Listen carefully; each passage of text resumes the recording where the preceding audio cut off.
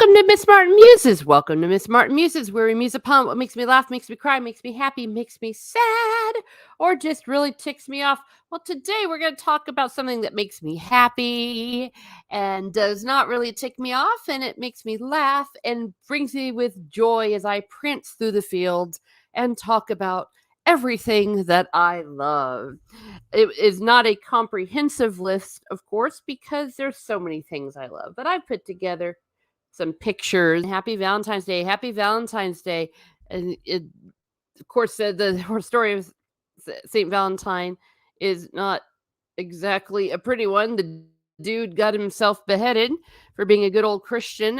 He was a priest, I believe. He was, or was he a Roman soldier? I forget what he was, and got himself killed for love of Jesus.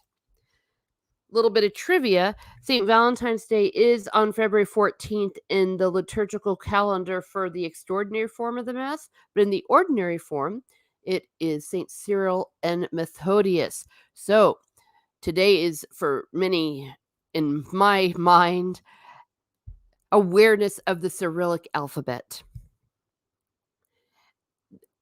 I don't know why they changed it. I don't know. They did some weird things. That'll be something with Catholic explaining one day about the difference between the ordinary and extraordinary form. Chrysanth, hey there. Why? Everyone's saying hey there and then saying dang it. Oh, okay. Yeah, I hope everyone didn't get freaked out. You're not even supposed to curse in the first 30 seconds. So I just ruined everything. But I'm not monetized, so it's not a problem. Oh, and speaking of which, in this day of love and joy, it is that beam of sunshine all the way from the north, the Viking himself, and from the future, Stieg, Lord Stieglesby III. Hello, Stieg. Hello. Hi. Happy Valentine's Day. Thank you. Oh, so how are you spending this glorious day?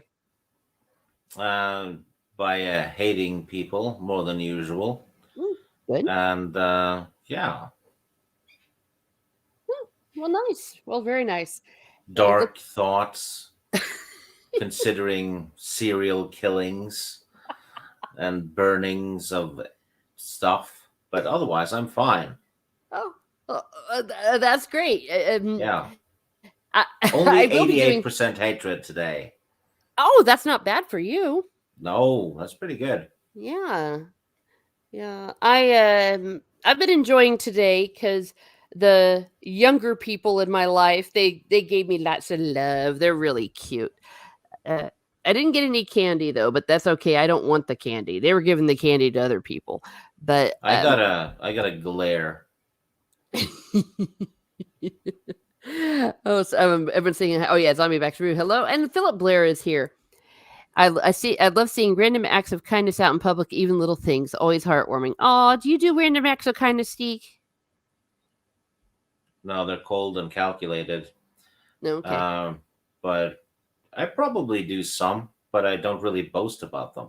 You know, Oh, that's true. And that's you're not supposed to. You're not supposed to know what your left hand isn't supposed to know what your right hand is doing. You should not be boastful. So, the gospel from Stieg today. yeah, just yeah, do nice things, but shut the hell up about them. Yes. Hi, everyone's saying hi to each other. Philip Blair said, I didn't hear any curse words. Maybe YouTube didn't either. Oh, good. Have you I been cursing already? Oh, you missed it. Yeah, because I had my Harry Potter game. It was running on my cell phone.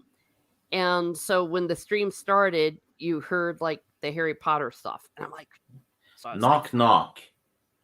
who's there? You know, You know who? yes. Harry Potter joke for today. But please, everyone in the chat, and share with me what you love, what you love. I have several things, but before I do, I forgot to ask a report from the future. I know it's always been pretty grim, but especially with all these UFOs and things going on, what's happening? In the future, Yeah. uh, well, they're dead. They got shot down. Okay. Turns out it was a COVID balloon. Oh no. Wow. Well, that's good to know. I would prefer that to being than an invasion. I'm in favor of aliens. Speaking of which, stay tuned, everyone. Eventually, I have a stream ready to go called Close Encounters of the First Kind. What's So, the first kind? What's third kind is if you're face to face with them, right? yeah, and you actually make contact. The first kind is like you see a UFO in the sky. So that's something that you have had.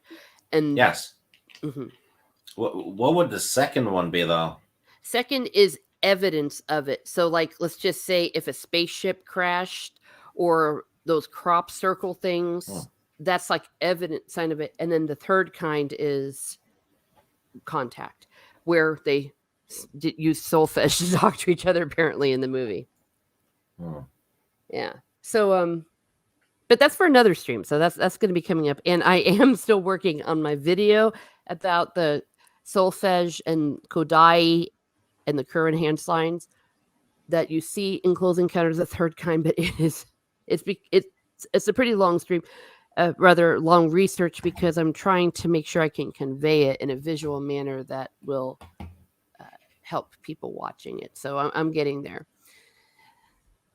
Philip Blair says, "I'm in the Lonely Hearts Club. I've been reading reading romance to make myself feel better." Oh dear.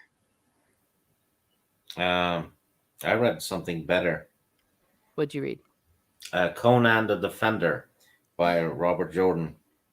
Ooh, Conan slept with an artist lady in it. nice. And was that the one where he it's really rude. There was a lot of happy endings. Well, it wasn't descriptive.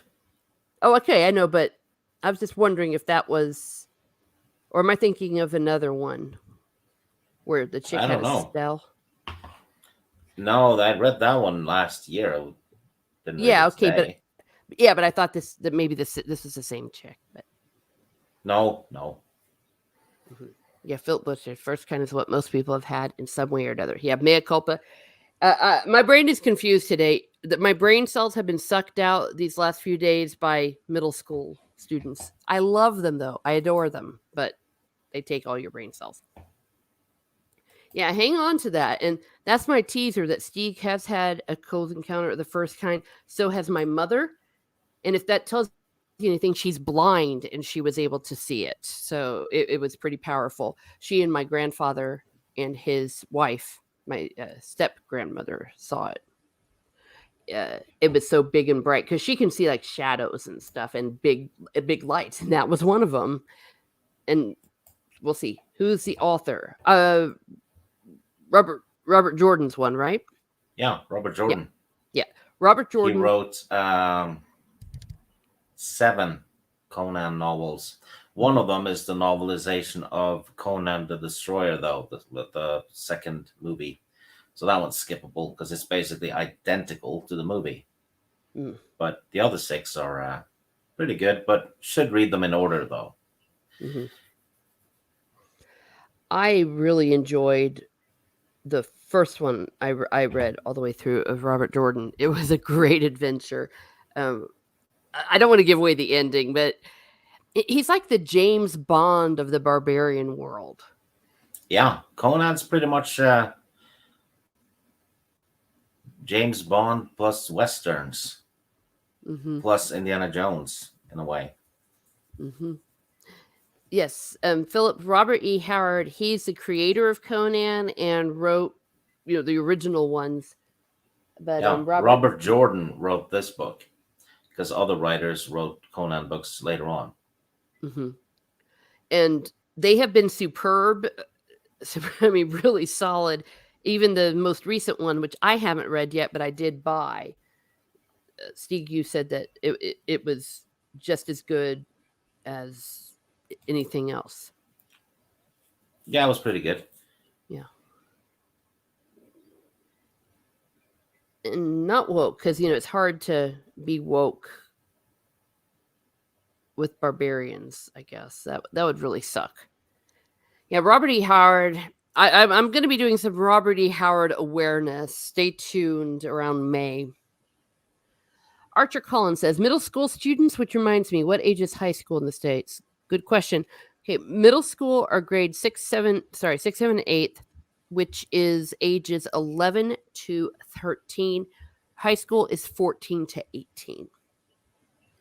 I like middle school in many ways because they're still kind of elementary, but they're a little, how can I say, more intelligent. But no, little kids are intelligent in their own way. But it's when they start to think a little more abstractly. I really enjoy working with them in orchestra. Let me say, orchestra students are very much fun. They're great to work with, and these kids are really good and really willing to learn because it's optional. You don't have to do it.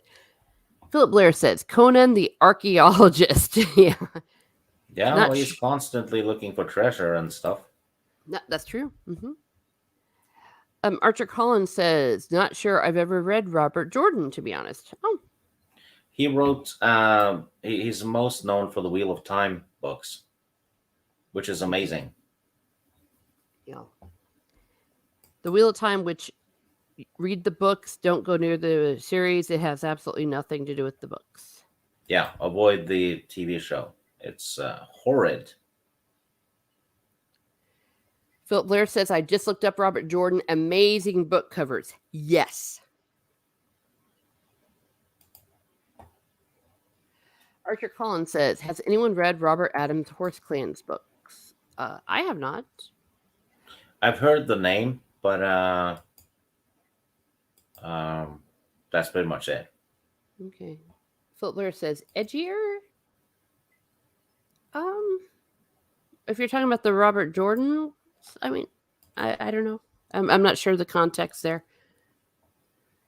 Philip Blair says, Horse Clan sounds great to me, but the title isn't familiar. Archer Collins says, thanks. Wanted to be sure what the upper age for high school is because of something I heard recently. Oh, please go ahead and share that. This is also kind of a little bit of open forum, but please do share what we love. So technically, we've shared Robert Jordan. We love Robert Jordan. We love Conan the Barbarian, the Robert E. Howard, and Archer Collin has talked about the Robert Adams Horse Plans books, which maybe I'll look into Is it. it Philip Blair is mentioning centaurs, Oh, right? mm-hmm. Something struck me about those. You know how foals can walk right off the bat when they get born? Yes, Well, human babies cannot, and they have no motor functions, right? that's true. So a centaur baby would be the body of a horse walking around with the human part of it just swaying around as if it had no joints almost, just like a You, human baby. you're right. So technically, the babies would, since our coal foals or whatever would die because they'd be running around and then they'd like, Yeah, the body would be running around, but the arms and head would just be swaying from side to side yeah, uncontrollably.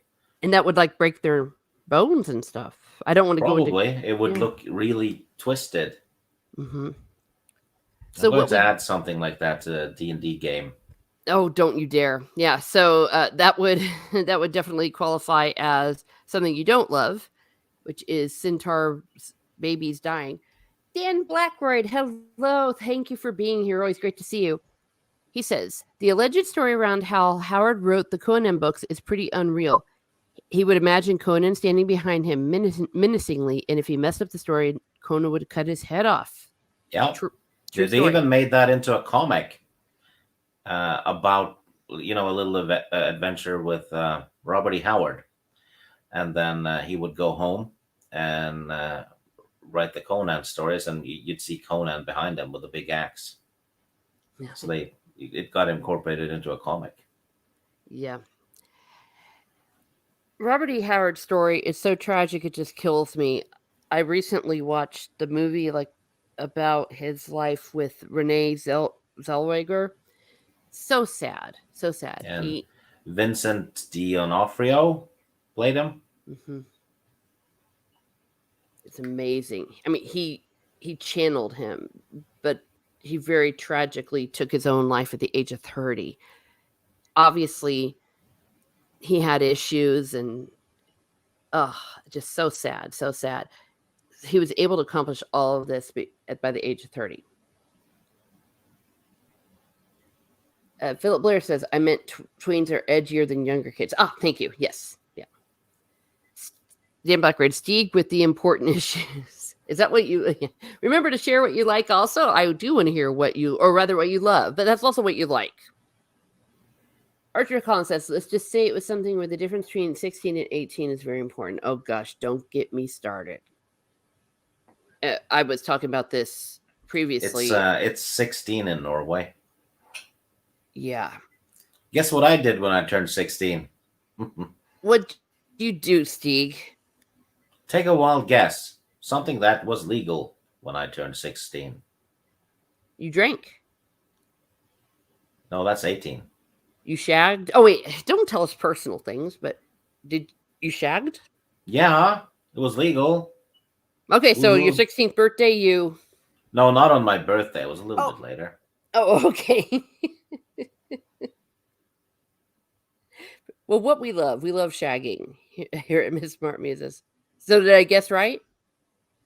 Yeah, eventually you did. Oh, okay. Well, thank you. At 16, for me, it was all about driving. Archer, there are...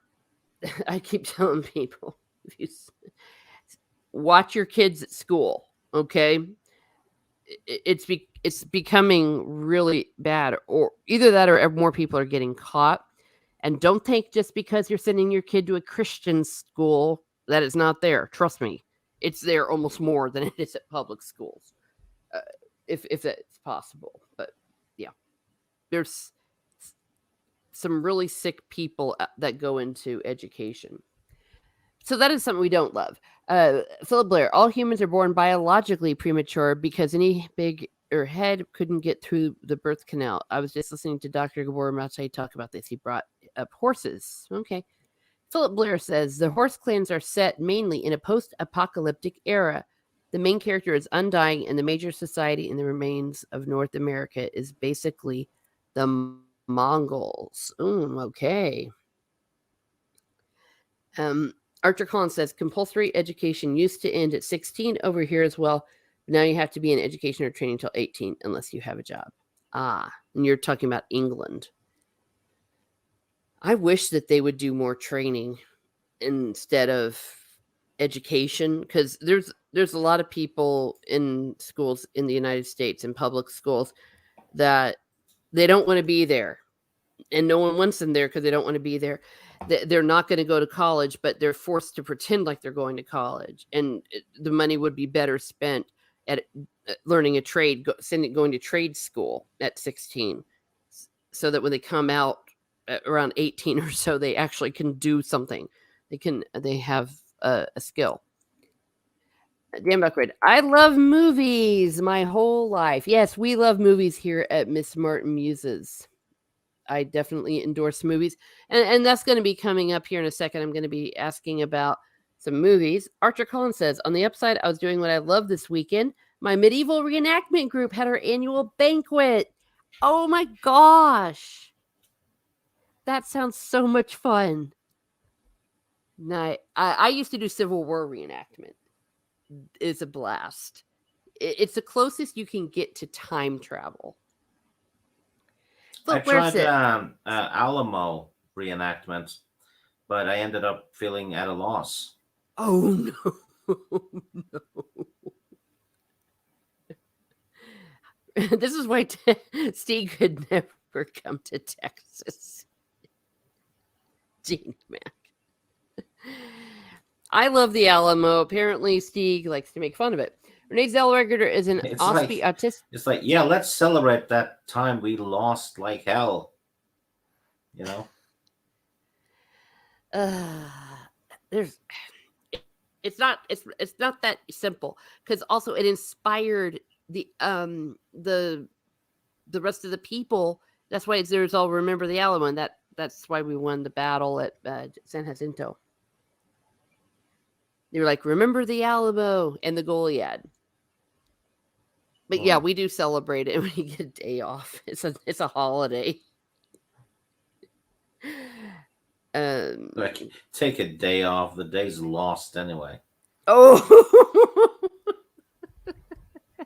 Renee Zellweger is an Aspie autistic person like me. Our current average life expectancy is only 30. Damn.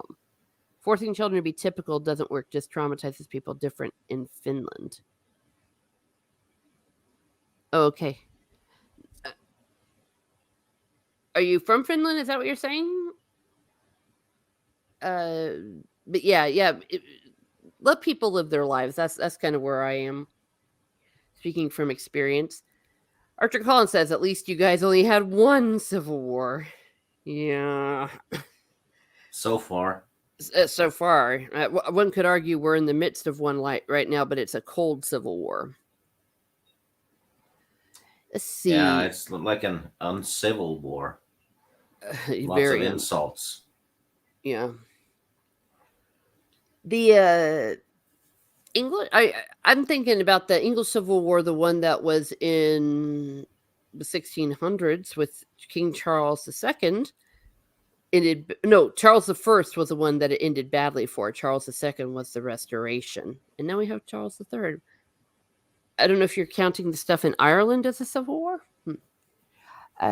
Archer Collins says the best thing about the Alamo is Linda, Crystal, and Joan Brian. Okay, ladies, maybe better. All right. Well, I have a few things that I love. I think that you can imagine. Want to guess, Stieg, what the first one's going to be? About Valentine's Day? Well, yeah. Like, what do I love? Skyrim. Oh, shoot. Okay, sorry. Well, no, that's okay. I should have had a picture for Skyrim. Yes, I do love Skyrim more than life itself, and it's all your fault. We love Skyrim. I didn't think you'd get addicted. He's like, oh, I know what you'd like. Maybe I was like, Steve, now that I got the Xbox that you also talked me into buying, what game should I play? Well, I think it started with you wanting to get a Blu-ray player or something. It did. Yeah, and I suggested why not just get an Xbox, because you can have Netflix on it and you can play games and also all kinds of stuff in one package. That's right. And then the rest is history. Okay. Well, I'm thinking more of a fictional man that I love. Oh, Faramir. How did you guess? Yes. And not just Faramir, but the entire Lord of the Rings, the books. I love them more than life itself. Everything around it, the whole world. And I was very pleased with the movie adaptation, the original trilogy. Interestingly, though, the Faramir was one of the parts that really annoyed me from the trilogy. I thought he really got him wrong in the Two Towers. It was very annoying. It was done to have more tension. Yeah, I'm like, which didn't need you didn't need more tension, really. No. And Faramir's part in the book The Two Towers is so profound. David Wenham was great as Faramir. If we could have seen him say those lines and have those moments with Frodo and him, he sold it short. But it was redeemed in The Return of the King. That was pretty accurate to the character and just so well played. Even though he's supposed to have black hair, I believe they cast Sean Bean first.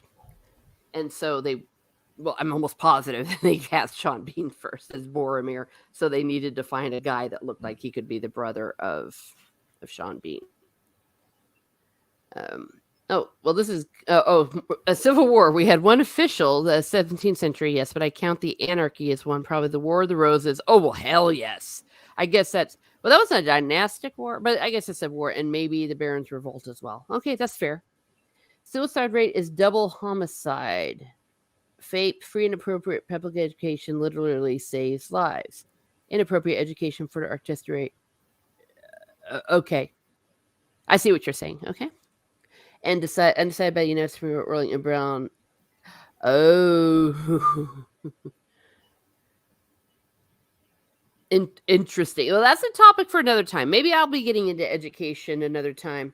He says, I wish I was in Finland. They are world examples for quality, appropriate education for every child. Yeah. Well, definitely the education system in Scandinavia, from what I've heard, is pretty darn solid. Yeah, it's pretty good, but they're starting to dumb it down here now too. Oh, for frick's sake. Yeah. I'll tell you, it drives me crazy though when people are like, "Oh, look at America! Why can't they just be like us? Look what we do in our schools," and showing Sweden and stuff, where there's like 5 kids in a class in this beautiful room, and they're all just sitting there learning and not, tearing, beating up the teacher, beating up the students, and throwing furniture. And I'm like, well, yes, I think our education outcomes would be better too if we had the same situation. But they're going crazy over there in Sweden as well. Oh, Sweden's lost. Yeah. Yeah, Yeah, no, Scandinavians too. Norway's starting to get soy poisoning as well. Eesh. Big time. Well, you heard it here first. All right. So, yes, I love Faramir, and I also love. Oh, Faramir! Okay, we're going to see some of my favorite pictures of Faramir, okay? Because I can. It's my stream. Oh, there he is. Oh, I love this. This was in the extended version. I was so mad when this was cut from the theatrical version. This is the first time he looks at Eowyn in the Houses of Healing. Look, he's so in love. So, Archer Collins, because Sweden No, has they like don't have 75. that much. No.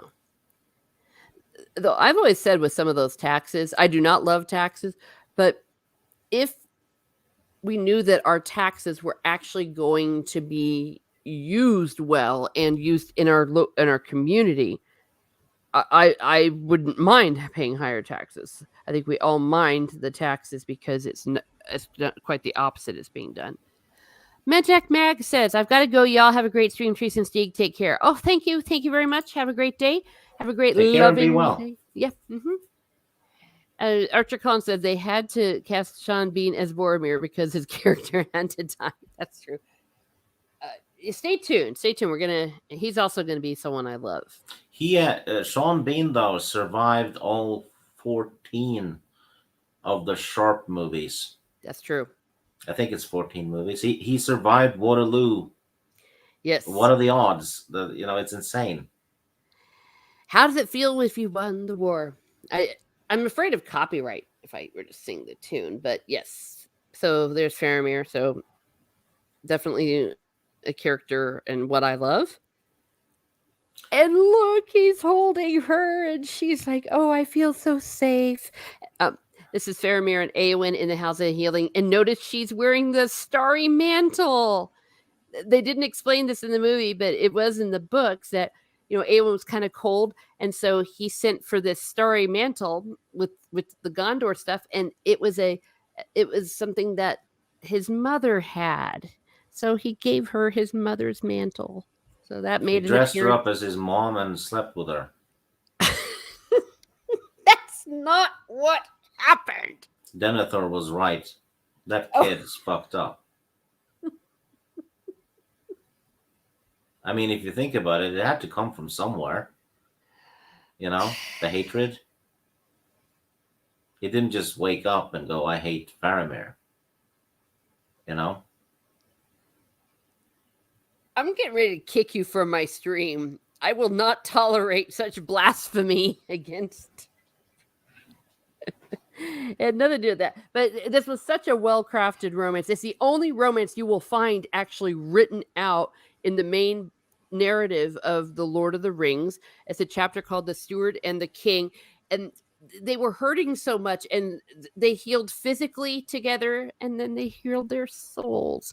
And it was also when Eowyn realized that she had never been in love with Aragorn. She was in love with the idea of Aragorn, and that Faramir was like a good balance. So when they got that feeling, they needed sexual healing in the House of Healing. Faramir was a gentleman. He would not have deflowered her. Um. Okay. Well, that would be something good. Yes, I agree. That hopefully that's something we want to do. Archer Collins says Sharp about the only show where Sean Bean survives. Yeah. Mm-hmm. He survived a Ronin movie with De Niro and National Treasure. Oh, you're right. He was in National Treasure. Yeah, but Oh, after that, I don't know. Uh, I think that's it. The only leading actor that has died more on screen than Sean Bean is actually Christopher Lee. oh, Yeah, Christopher Lee has the record. Sean you're. Bean though is probably catching up. Yeah. Well, now I'm thinking about it. Every time he played Dracula, it would always end with him being killed. Yeah, he Then, also Christopher Lee also has the most on-screen sword fights in movie history. oh He's probably going to keep that one because we don't get that many fighting movies now as we used to. Because no, if you think about the Musketeer movies he was in, he had like five sword fights in those alone. oh yeah, that movie's great. You convinced me to watch those, and Yeah, they're awesome. mm-hmm, they're really good. And you have to watch them together, even though I mean, I guess technically the second one's a sequel, but I really feel like it's just the second part of the same story. It is. Basically, they were just going to do one movie, but they had filmed so much that they had to leave a pile out of it, and they realized, shit, we have two movies, Hmm. so they just released the other one uh, the next year, and the actors did not get paid for two movies. I think. Wow, that sucks to Yeah, be them. they got to meet the English Queen as well at the premiere in London. Yay. Well, there you are. Yeah, so if you haven't watched it, that is definitely something that Steek loves, and I did. Philip Blair loves Goldeneye. Great movie. Great movie. Try to think who that is playing Faramir. That is David Winham, Yeah, and he's gorgeous. he was in 300 as well, Hmm. Oh yeah, and shirtless Faramir. that actually annoys me that we never got to see how he lost his eye. Well, We probably never, got poked yeah, out. we never see that in the movie. You're right. Well, you know what? I love 300. That was a great movie. That was great fun. Um, and I like Eowyn. Eowyn, I really love. Does he play mainly villains in? Talking about Sean Bean, yes, and Christopher Lee, 50 sure, 50. yeah. He survived in The Martian because he never left Earth. Well, okay. Archicon says, yeah, but do deaths count when he comes back in the next film? They even memed that in Buffy. Christopher Lee played undead characters, so kind of live. Speaking of which, that is definitely something that I love. It's just Christopher Lee. What a guy. What a legend. I mean, holy crap, that man. Dan Blackbird says he steals the movie in Van Helsing. Yes, he does. Yeah, Archer. he's actually probably, in my opinion, the best character in that movie. Van Helsing is not a good movie, but No. it's definitely a good guilty pleasure movie. Yeah. Well, and Christopher Lee's a kind of actor where he could read the phone book and it would be fine. I mean, Venom was in Van Helsing. Oh, my fault. I was thinking of Christopher Lee. Oh, he Yeah, steals. he's Oh, been in movies with Van Helsing as well. But this okay. was the Hugh Jackman one, Okay. Thank you for correcting me. I where have they not. completely stole the Solomon Kane look. Oh, the bastards. Well, that is definitely something that I love or enjoy very much is Solomon Kane. Holy crud. Isn't he awesome? When, oh my gosh, when he puts on his cloak thing for the first time and the Puritan hat, Speaking of someone I love, James Purefoy, who is hot in everything he's done. He was in Rome. He was that in that, and he was in Ironclad. Yeah, Ironclad was awesome. Hmm. Yeah. Oh, maybe he lost the eye in the same way he lost his shirt. LOL. Oh, well, then that was some seriously intense moments. The biggest question Archer Khan says about Sean Bean is his name. Is Sean Bean or Sheen Bean? Are you talking about him? Are you making fun of his northern accent? I love Van Helsing. Oh, it's okay to love Van Helsing. Van Helsing is a great story, though. Yes, and Christopher Lee. Steve, you'd sent me him reading The Raven, and that Yeah, it's become a tradition now for me on around Halloween to listen to him. he also reads a lot of other short stories and stuff by Poe. Hmm. Yes. You should read the one about where he kills a cat. Oh no, that's what you hope happens to mine, probably.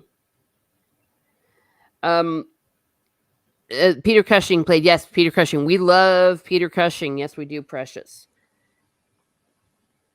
He was an amazing actor. He was also great as Sherlock Holmes. Mm. Hmm. Yes. See, Christopher Lee is death in the Terry Pratchett films. He really talks in capital. Yes,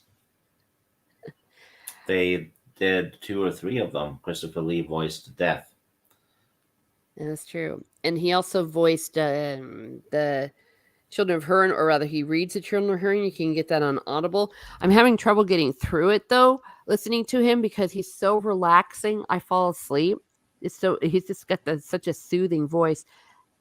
He also can speak in black speech, the one ring to rule them all. He just burst out into that during an interview, and I'm like, oh my gosh, this man is a legend. Hey, we have an elf in the house. There is an elf in the house. Lady Toriel. I love the Royals. Yes, yes, me and Toriel. And that's why we don't like the Harkles. We had a hate stream about the Harkles, the good, the bad, and the batshit crazy. And we talked a little bit about Princess Diane. Yes, we love the Royals. Oh, I know something both you and Toriel love. Oh. Dritzt. Oh, yes, we do. We love Dritz. And that was all your fault, too. Mm-hmm. But she loves Dritz, I think, more than I do. But I'm getting there. I mean, he's a great character. Great character. We love him. Yeah, Lady T, we're gonna do some more of these coming up to the coronation. We've got so much more material. Once you've caught up a bit with the Dritz books, the three of us should do a Dritz stream. Yes, we should, and everyone should be reading these. Look backwards. Don't worry about the crap that's going on right now. And it's also a part of the Dungeons and Dragons. If you play real Dungeons and Dragons, the Forgotten Realms that's set in that world. So you're reading a book set in where you've done role play. It's really fun. Yeah, and And there's you continuity as well because the main sites and cities and stuff they visit it's also listed in the source books where you also have maps and such which the authors used as well, kind of like how Star Wars writers used the old Western game stuff. ah, mm-hmm. Yep, there we go. All right. I do have something. Archer says no. It's a joke about English spelling. The only difference between his first and surname is the first letter, but they are pronounced differently. Aha! And I can tell you why. If you are an Irish speaker, in Irish, Sean, which means John, is S ifada an. It's the fada that makes a difference. But I understand what you're saying. But that's why it's pronounced differently. But I didn't know that. I didn't know that was a common joke. Dan Blackbird said The Raven with John Cusack is a great underrated movie about Poe. Oh. Yes, absolutely agree. John Cusack is great in it. And I'm not a big fan of his, but he is great in that one. Really? I Yeah. I need to get there and do that. So yes, so we love this movie. Peter Cushing was running with Victor Frankenstein. Oh, that's Frankenstein. Yeah, that man was a legend. We had Peter Cushing as Doctor Who. We should have got Lee as a master. Oh my gosh. Wouldn't that have been cool? Have Christopher Lee as a master opposite him? Damn. Well, woulda, coulda, shoulda, I suppose. But it was pretty legendary seeing him with Ian McKellen in the Lord of the Rings. Is it McKellen or McClellan? I think I keep messing that up. I think It's McKellen. McKellen. And both of them in those behind the scenes, I just love watching it because they're these two Shakespearean actors and they're getting together, these legends, and then you would see these dorks, the Hobbit, the kids, the actors playing the hobbits and Legolas, and they would just be like, just generational differences, total legends. Philip Blair, The Strain was a great vampire series, very unique too. Lead is played by the Game of Thrones actor, same Game of Thrones actors whose character controls that major bridge and that demanded that marriage pact. Oh, you're talking about Frey, the actor who played Walder Frey. Yes, he's a great character actor. He's in everything. He was in Harry Potter. He was in Vanity Hot Fair. Fuzz, I think, as well. Yeah. He was the guy with the weapon storage thing and the mine and stuff that he had in the barn. Yes. Yeah, he's something else. Yeah, so we love him. What is his name? It's David Bradley. No, what Steve said. Yeah, Blair said it further down. Oh, okay. Archer Collins says, I'm currently playing an online game of Castles and Crusades. Next game Friday week. Oh, nice. Castles and Crusades. I don't know it, but that sounds great, and I'm glad that you love it. Zombie Box Reviews rather says, those movies were made in the 60s. The Master was introduced in the 70s when John Pert, he was playing the Doctor. Okay. And here's his name. Thank you. Thank you, Philip Blair. Archer Collins says, well, Siobhan is pronounced Siobhan, so I can see how the sounds change. Yes, Siobhan does not have a fada. There's a fada on the A. Yeah, and of course there's overlap because of the whole That's the name of Conan's sister. Oh, there we go. Yeah. Peter Cushing, I'm sorry, Zombie Box Review says, Peter Cushing played a human inventor who built the TARDIS, so that his doctor isn't canon. Oh, I see. Well, at this point, canon schmanon. Kuka says the Raven, says Philip Blair. Zombie Box Reviews, yeah, he's basically the only antagonist who would fit the lead that dynamic. Lady Toriel, I'm listening while I'm working. Oh, well, thank you for being here. Yes, of course I know that you like Lady Toriel, like the Toriel from the Hobbit movies. Very flawed trilogy with some really great moments. I almost put in the actor that played Killy because boy, do I love him. When I was watching the Hobbit, I'm minding my own business. I'm like, damn. Do you know who Christopher Lee should have played? What? Or rather voice acted as, I guess. Morgoth. If they ever had done a Silmarillion thing, right? Well, we're never going to get that. I think that the Tolkien estate, in many ways, have lost their mind, but they knew enough to not let the rights to the Silmarillion be butchered. And the Rings of Power is a preview of what they would do if they ever got their mitts onto it. All right, so let's see. Who else do I love, or what do I love? Skyrim. I do love Skyrim. Yes, I love Skyrim. Oh, it's Faramir. Yes. I promise. Have you tried to create a Skyrim character that looks like Faramir? No, I haven't. Oh my gosh, Steek. Oh my gosh. I'm going to do that next. And he's going to be a great husband. Actually, you could probably find instructions online on how to put the sliders and stuff for for the face to create Faramir. Yes, correct. I'm, I'll look it up. I will look it up. He did play Saruman, says Archer Collin. Wasn't Lee a friend of Tolkien? No, No, not a friend. he met him. Sorry, go ahead. He met him. Yes. So they had a meeting. And do you know what the context of the meeting was? Like, how did they meet? That I don't know. Yeah.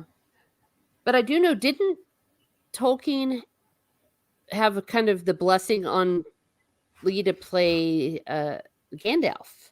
Yes, Yes. Mm-hmm. and Lee had just asked because none of them thought it would ever be made anyway. But Yeah. on the off chance it would, Tolkien gave Lee his blessing to play Gandalf, and Lee had asked to play Gandalf because he figured if it was, you know, getting made, Mm-hmm. it would be way into the future. Yeah. Oh gosh, yeah. Good times. So Lee would be old enough if it happened. Yeah. Oh, they were so blessed to able to get him. And I have no doubt that Christopher Lee would have been amazing as Gandalf, but I think it worked out very nicely. Yes, John. John in English. That's yes, precisely. And who knows about the evolution? I could probably look it up. And the zombie says Hartnell is the first Doctor. The Timeless Child will never be canon to me. Oh, well, there. I don't I, I've know. never watched any Doctor Who, Mhm. like nothing. Yeah. I used to watch the new one. I watched the 9th and the 10th and the 11th Doctor. It was kind of done with the 12th. Though I nothing against the actor. I think the actor did a great job, but it was crap writing. And then of course they went full ridiculous. Oh no, no reason to be sorry, Archer Colin. It is true that Lee, well, first of all, was an authority in the film because, as we said, he had Tolkien's blessing to play Gandalf. So everyone, and he's the only one that met him. He was he said he reads the book every year. He knew everything about it. So he was definitely like the sage on the set. Aragorn, the actor who played Aragorn, Viggo Mortensen, said that whenever Christopher Lee was there to film, he would like run over to try to watch him. They were all like, "Oh my gosh, we've got a legend here." Because of course, people like Christopher Lee and the other actors, they weren't on set as long as the rest. Wow, zombie box review and been into the Who since the TV movie '96. Wow. Philip Blair says Rings of Power was too short, but I think they're. Oh yeah, of course they're making more. They're filming it right now. It's not really as good as the hype though. Probably why people seem upset. No, no. That's That's not not it. why people are upset. Every damn Tolkien fan out there is pissed at that show because that show literally shits on Tolkien's work. Yes. I'm Yeah. sorry for being blunt, but that's it. And the writing is at third grade level. It's it Yeah. completely breaks the lore. Like I said, it shits on Tolkien. Yeah. And remember, they didn't even have the rights to the story that Tolkien wrote, the Akelabeth and the Silmarillion Yeah, and all this. That's why we were mad. they actually lied. They said they were adapting stories from the Silmarillion, and then later on, it turns out they didn't even have the rights to it. Yeah. So they just what you're watching is, well, it's not even fan fiction because no fan would actually do that shit. Mm-hmm. You Yes. know? Yes. And looking back, I realized that they were really careful with their wording. So they could say, well, we didn't lie. Yeah. No, it has nothing to do. That show could have been magnificent and we still wouldn't have liked it because it's not the story Tolkien wrote. And it No. was arrogance to say that they could. I always use the example. Imagine if I said that I'm going to write the symphony Beethoven never wrote. Yeah, and it takes place in the Second Age, and they have Gandalf and hobbits in it who Yeah. didn't show up until the Third Age. And an age is a damn long time. So it's like having a movie set in the Stone Ages, and then all of a sudden they have cell phones Mm-hmm. when they're trying to be historically accurate, right? Yeah. And not to mention everything with Sauron, because Sauron had a completely different Yeah, name. It yeah. And then was, they create Mordor in the show, even though it was actually already there yeah, for a millennia at least. yeah, yeah, yeah. You opened up a can of worms there, Blair. But this is something that it was really bad on Yeah. many different levels. It was it was just absurd. Philip Blair says, "Does Gandalf have dark side? Is that why Tolkien saw Lee playing him?" No, I don't think so. I think he No, saw him playing him because you know he was. Lee's great as good guys too. Mhm. He's just famous for the bad guy roles. Christopher Lee's favorite role in his career was playing Muhammad Jinnah, the founder of Pakistan, who was definitely not a bad guy. Mm-hmm. Yes, and Gandalf had a dark side in the sense that he knew that if he took the ring, that he would be horrible, just like anyone else. That he would have been completely corrupted by it. Luffy is God. Well, we've got a lot of Scandinavians here today. Look, it's the world's biggest simp. Hey, I am not ashamed if you're talking to me. I will simp all day, every day for Faramir, however the hell it said. They say it in the movie Faramir, because I love him more than life itself. I will simp for him, and I will never, ever, ever be ashamed of my simping for this man. Ever. Okay. Denethor must be rolling in his grave. Rolling his grave, knowing he married that gold digger that jumped from Aragorn to him. Are you trying? Hey, Norway's not a very big country, Lucy. I'm just letting you know that. It's not a big country. It's not big, but it's great. Yeah, but I'm just saying. I will find these are dangerous things to say to me. It's like American gets arrested because Norwegians called Awen a gold digger, and how dare you? How dare you? Hey, it's America's ass. Hello, America's ass. So good to see you. I always love Captain America. I was thinking of you today because one of the kids said a bad word, and all the rest of the kids go language. It was great. We love America's ass. The rings of diversity. Oh, gee. Liffy's God says Christopher Lee is the inspiration for Fleming's Bond. He had a great life. Yeah, that is true. He was. He He was. was Fleming's cousin by marriage. Mm-hmm. And yeah, he was an assassin. Right? No way else to put it. He was an assassin in World War II. Philip Blair says Torchwood is my favorite Doctor Who show on television. It's not as fluffy. Target audience is a bit older. Okay, so we love Torchwood. I think they have to make. Oh, okay. Yes, they have to not only make more. If you're talking about the Rings of Power, it was a 5-year contract. Yeah. They have to do it, even though there's no way to save it. But it was doomed from the start. Again, the minute they realized they didn't have the rights to the Silmarillion, they only got the rights to the appendices, which is like Yeah, and ugh, 20 pages covers the Second Age, and they didn't even use that. precisely. Yeah. And since Colin is an archer, um, I have a suggestion about where to aim your arrows, sir, Uh if you oh. know where the sets are. What does that mean? Shoot the Rings of Power, people. Great. Oh, disclaimer: we do not endorse Oh, assassinations. you asked, so That's uh, true. Archer Collins said, let's not forget the strong wham and Galadriel was responsible for everything going right. Yeah, she was. You see, I don't yeah. think they were sending the message we thought it was. And she's supposed to be 6'4". The one on the show is like 5 foot or something. Yeah, 5'1", and Yeah. Oh, it's funny. You know what? And they had to teach her that there's a difference between a rock and a boat because one of them floats. It was, yeah, Yeah.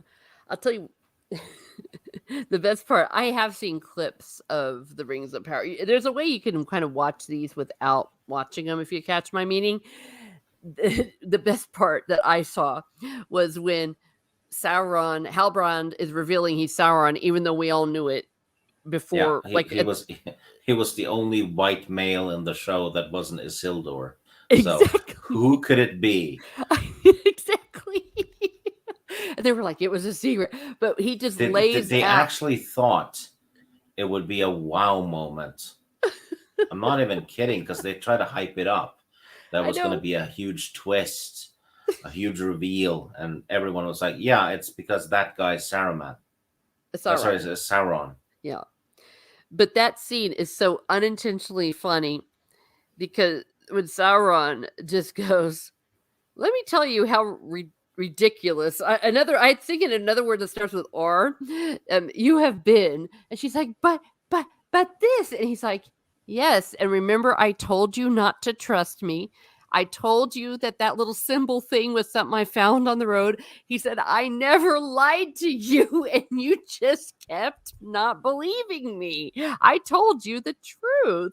It was just so funny. And then I became Team Sauron because I must say, the actor, oh hell yes. That's all I gotta say about that. Luffy's God. Lee had a fascinating. Yes, he did. Zombie Buckaroo says they tear down these beloved IPs and replace them with corrupted versions to spread their woke ideology. They weaponize these properties to poison the minds of future generations. Yeah, well, it's a modern form of iconoclastism. Yeah, and the thing is, all of them function the same way. So it's like they have a template Yep. Mm-hmm. for show writing now.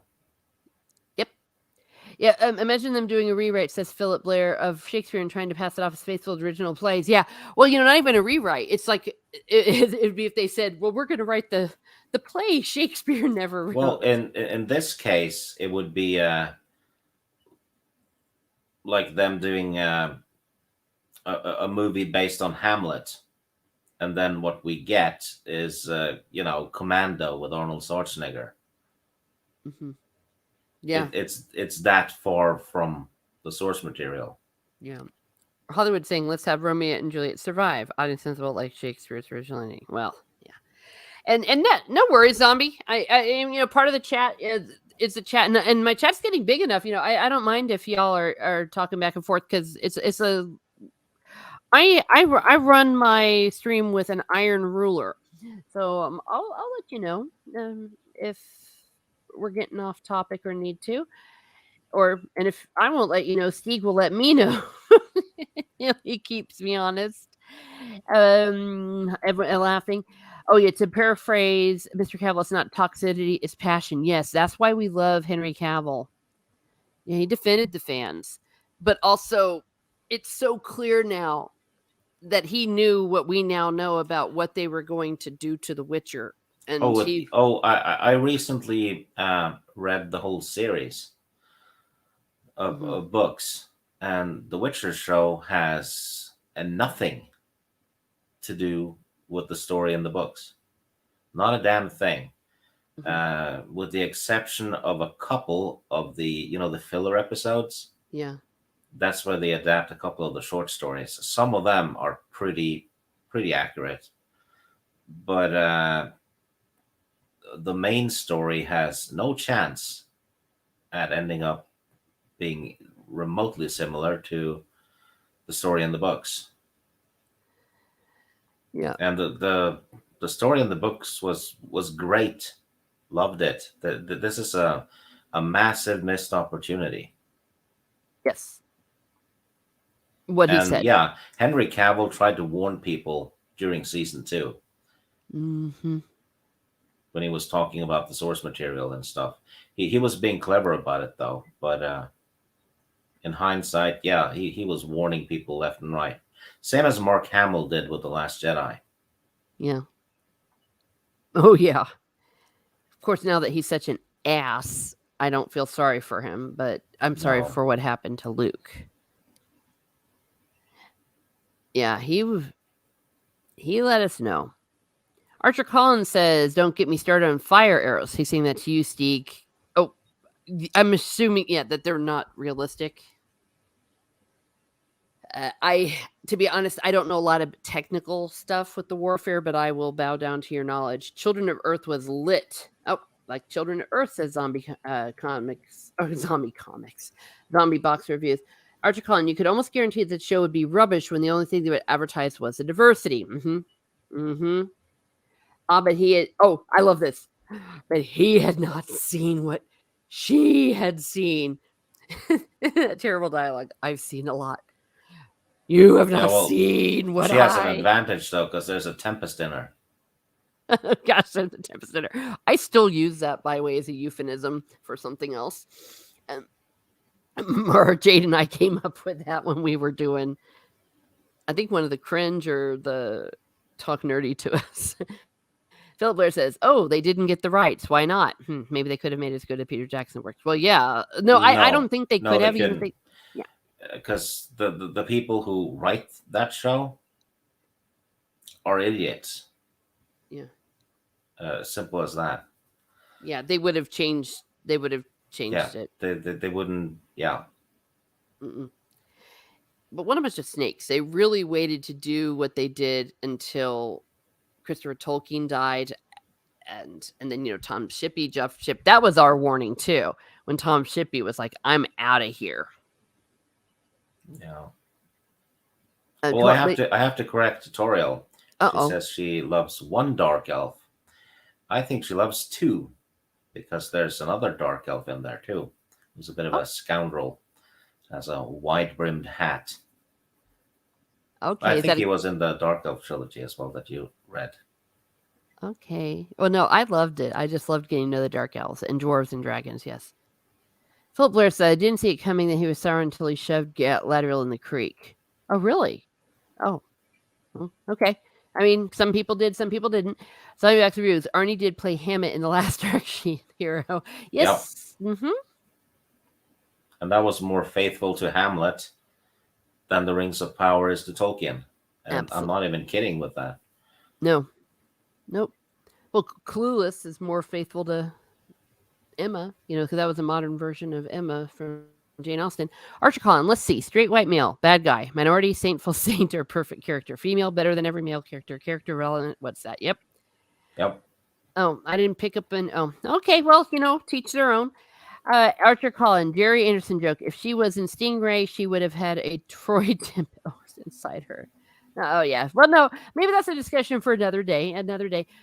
So let's see. What else do I love? Oh yeah. Yeah. I could look at this all day. Danish I fellow. look at that man. We love Aragorn. I love Aragorn. I love the character of Aragorn, and I think that Viggo Mortensen did a great job in the role. His transformation. Oh man, the first time you see him in his king's outfit wearing the white tree of Gondor on his armor. Oh, what a guy. Yeah. There's a meme out there for these Valentine's Day things, and one of them was him saying, "I love you so much I'd shower for you," because he was dirty. But you like Aragorn, don't you? Yeah, like everyone in the movies. Mm-hmm. Yeah, very well played. Because just checking, because the correct answer is oh hell yes, but yes, love Aragorn. I mean, what a guy! And him and Boromir, they're that death scene. Oh, so There's a good. blooper in that one. Oh, Yeah. Whenever you see Aragorn's face when he's talking to Boromir, uh-huh. um, Boromir's hand is on Aragorn's shoulder. But when it switches to the view of Boromir, the hand is gone. Oh, So basically, the hand pops onto Aragorn's shoulder back and forth dang in it! the Now I'm shots. I'm never gonna be able to unsee that. Also, the Council of Elrond, the ring switches place on the table. Ah, yeah. Well, apparently it took them a week to film all that, so they probably got a little tired. Archicon says apparently Vigo almost broke a toe kicking a helmet, but finished his scene anyway. Well, no, he actually did break his toe. That's why he Yeah, screamed so loud. he got his tooth chopped in half as well at Helm's Deep. Hmm. So Yeah, he found the bit, put it in his pocket, and kept on filming. yeah. Men were men, and yeah, gosh, I love him. That's true, Steve. Oh, about the elves. Okay, he can make any woman go weak in the knee. Oh, thank you. I do try. Oh, I think he's talking about Aragorn. Oh, him. Yeah, him too. Yeah. Gimli is an absolute smoke show.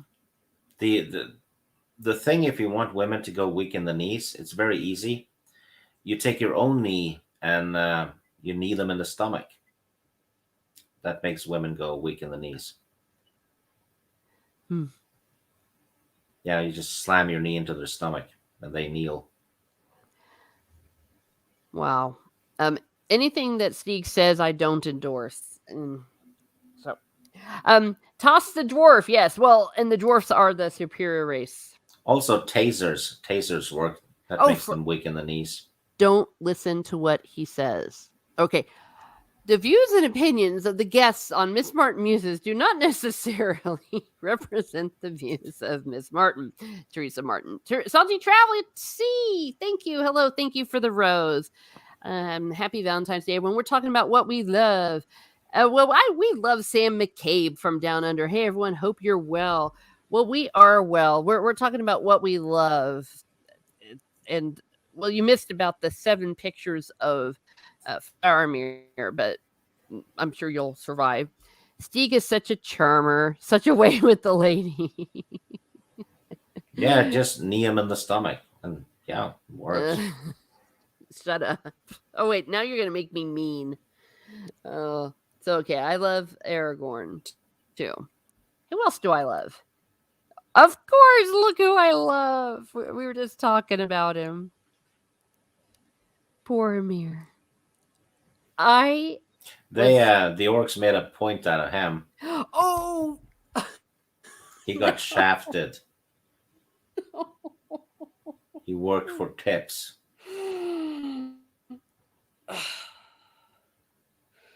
He is the only character in the Lord of the Rings who fell to the temptation and came back. Yep. And the way he fought so hard to save the Merry and Pippin, and oh, the way they did it in the book, we got to see it in the movie, and I'm really glad they showed it to us. In the book, what happened when Aragorn and all them got there, he was already dead, but there was like heaps of dead orcs and stuff because you just knew that he was just he just kicked so much ass. Oh, trying In to the save him. animated show, for some reason, he is a Viking. He has a horned helmet and a full beard and stuff. Yeah, it's a little silly. When I heard that Sean Bean was going to play Boromir, I was beside myself. Of course, in the movie, I was a mess, and every time I rewatch it, just about I'm a mess. It's absurd. It's just so fracking moving. Thank you, Sam. Yes, please hit the like button, like, share, and subscribe early and often. On to 1,000. Archicon says, "Hey, I make the Archer jokes here." Yes. I will bow to your wisdom, sir. Oh, ha ha ha. One of the additions that wasn't even close to anything in the source material is in the Two Towers Extended Edition with Boromir and Faramir. Is the only time you get to see them interacting as brothers. Oh, they loved each other so much. So that was good. See, that's good, quote unquote, fan fiction. That's fan fiction, what he did, and showed a little bit of just how awful Denethor was. But Denethor, as we now know, was under the influence of the Palantir. So we love Sean Bean. We love Boromir. Oh, look who else I love. I love Boromir. I don't have as That many there pictures. was the picture that they used, the first picture of Boromir for the movies. Remember they released some pictures early on? Yes, I remember. We were beside ourselves. Yeah, that there was the Boromir picture. I'll never get over how excited I was when they had the trilogy trailer and it just showed a few scenes. It just showed the ring, and they said one ring to rule them all. And then you saw him, Frodo, like hold on to it and just a few brief shots. Then you saw the Fellowship walk up over the mountain and it said like 2001, the Fellowship of the Ring, 2002, the Two Towers, 2003, the Return of the King. And then you saw Aragorn. Oh my gosh. Orcs remind me, oh, well, there's a lot of lore there. But yes, we love Boromir. I love Boromir, rather. These are what I love. Some of it might overlap with Steeg. Oh, yes. You probably don't even know who this is, Steeg, do you? This is Darcy, probably. No, it's not Mr. Darcy. It's How dare Mr. Higglesworth. No, Or it's Mr. Knightley. Mr. Knightley from Emma. I almost said it was that Elkanah Bent Oh, from North and South. I love him, but in a different way. Yes, Mr. Knightley is another Jane Austen, another hero from Jane Austen Speaking of Jane story. Austen heroes, Tommy's in the chat. Oh, they see. Hello, Tommy and the Guinea Pig Collective. Now, we do love our animals, including our guinea pigs here at Miss Martin Muses. Greetings. Yes, yes. Do you know? Tommy is a fellow who does a lot of nice things for people behind the scenes that nobody knows about. Well, you should never know what your left hand. Yeah, No, wait, your left hand Tommy's did. good people. Yeah, right hand is doing. He's got a lot of. He's got a lot of good stuff on his channel for retro, and he was my first mod. Yay! Thank you, Tommy. So, Tommy, I did not know that you were a Jane Austen hero. You've been holding out on me, but this is Mr. Knightley. Maybe this is where I need someone like Lady Gravemaster to drool over with, but he is a very good character. He and Emma, the relationship between Emma and Mr. Knightley was really cool because they were actually friends before they fell in love. So I thought that was a really good romance. And of course, he had a big house and was rich. The guy on the screen looks like Tommy Lee. Oh, no, that's my man. He also played, well, he's played a lot of things. He played Thomas More in The Tudors and loads of things. I really like the actor. His name is Jeremy Northam. He was in The Crown, if Lady Toriel's still listening. So I love Mr. Knightley. Who else do I love? I think, Steve, you kind of got it. Oh, I'm not there yet. Sorry. Do you know who this is? Yeah, he fell off the window at Nakatomi Plaza. Not this character, but yes, the actor. This is Colonel Brandon, played by Alan Rickman in the movie Sense and Sensibility. He was also the big romantic lead from the he was the Mr. Darcy of the show, but of course he was tortured. He was haunted. And he ended up marrying Rose from Titanic at the end. Spoiler alert, they always get married at the end, okay? But this was the only movie I saw where Alan Rickman was a romantic lead. I can't really think of any other movie. Well, the Sheriff of Nottingham. He was romantic. He's not romantic. He was a guy who knew what he wanted. Women keep whining that they want men like that. So there you go, the Sheriff of Nottingham. Where is Lady Toriel when I need her? Because she loves him as Colonel Brandon. You gotta watch these movies, Steeg. I mean, my quarters 10. Yeah, yeah. Bring a friend. There you. Oh, you finished up the quote. Yeah. So Alan Rickman as Colonel Brandon. I love Colonel Brandon. Um. Okay, this is the one you guessed. Look, the king of them all, Mr. Darcy. Just everyone just bow down before the perfection of Mr. Darcy. He's a great character. Professor Snape wasn't romantic. No, he was. He had issues, but he did He the was a stalker. gravitas. Yeah, he played the the gravitas of the character very, very well. There weren't a lot of role models in Harry Potter. Yay, I knew Lady Toriel would stand up for me. I love him. Gone too soon. Oh gosh, yeah. Alan Rickman very tragically died, but him and Sense and Sensibility, his character, his one true love he had not been allowed to marry his one true love. And Did they you sent know him he's in a Western? who, Miss Alan Rickman? Yeah. Him and Tom Selleck. Oh. It's called Quigley Down Under.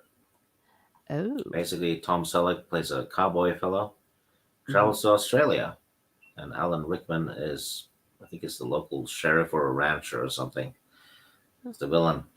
Okay. Oh, he's the villain. Yeah. Yeah, he did great performance.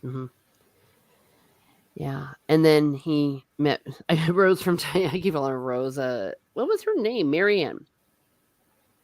And at first, Marianne was an idiot because she was in love with this, young, cute guy who turned out to be a scoundrel who got some chick pregnant. But Colonel Brandon was there for her all along. And then she finally realized he was the one she loved. But Mr. Darcy, I'm glad everyone recognizes Colin Firth. He was amazing. Look at those eyes. Okay. If we have any gay men or women in the chat, look at those eyes. All right. Who's next? Oh, I do love Jesus. Okay. Got it. I just had to throw this in. I do love it. This is, and especially in the Passion of the Christ, I think that is a masterful movie. Mel Gibson is the man. I don't think, Steve, that Mel Gibson has made or starred in or directed a bad movie. I can't name one. No, I don't think so. No. And this movie is so brutal, but it's realistic. That's what a crucifixion would have been like, except they did tame some of it down because, for example, during a crucifixion, they would have been stripped naked.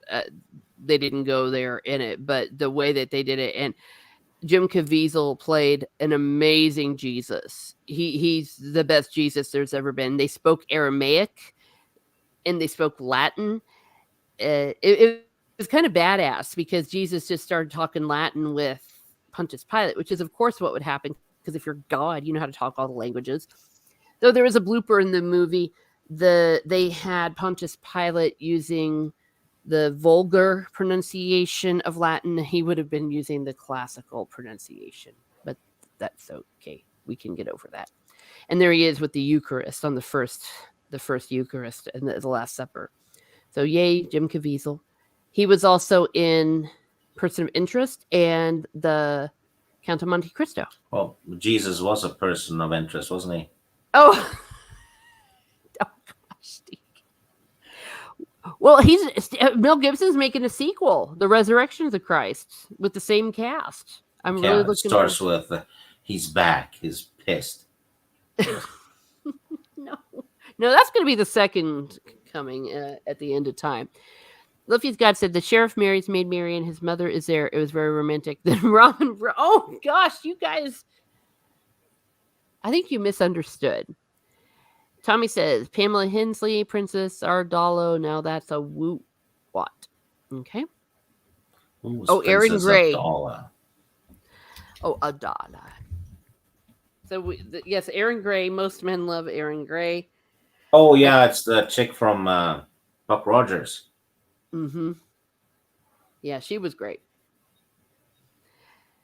My favorite Mel Gibson film is Braveheart. Oh yes, well definitely we like Braveheart here at Miss Martin Muses. And the Lethal Weapon. Mm-hmm. Um, oh dear, I've not seen Resurrection, but where did they put the nails? Okay, listen, bro, it's not come out. The nails actually came out when they took Jesus down from the cross. That's what they did. It was pretty brutal. So yeah, I love Jesus, and I love Jim Caviezel, and I Jim love Caviezel the was in the movie I watched. Might have been right before Christmas. It's called Outlander. A guy crashes a spaceship, and in the ship, there's also an alien monster, and he crashes probably in Norway during the Viking era. Hmm. So he teams up with Vikings to kill the monster because the monster starts eating people. Yeah.